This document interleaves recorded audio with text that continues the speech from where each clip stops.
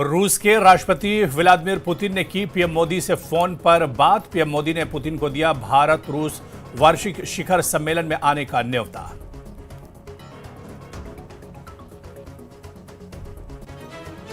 राहुल के लगाए आरोपों पर चुनाव आयोग का जवाब। कहा, राहुल के दावे सही तो शपथ पत्र साइन करें वरना देश से माफी मांगे। राहुल गांधी बोले, संसद में संविधान की शपथ ली है।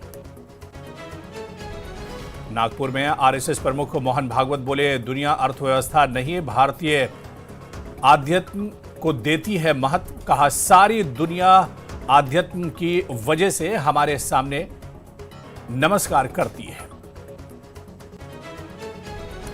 आपदा के बाद उत्तर काशी के धराली पहुंचने वाला पहला चैनल बना न्यूज 18।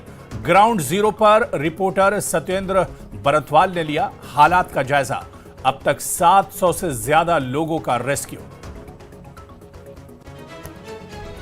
कुल्लू की मणिकरण घाटी में बादल फटने से तबाही, कई पुल बहे, रिहायशी इलाकों में गाड़ियों को नुकसान। मंडी में भी बादलों ने ढाई मुसीबत, लैंडस्लाइड की वजह से चंडीगढ़ मनाली हाईवे बंद।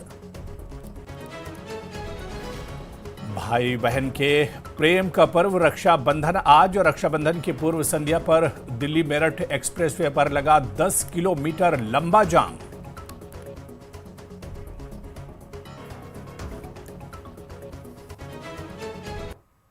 पतंजलि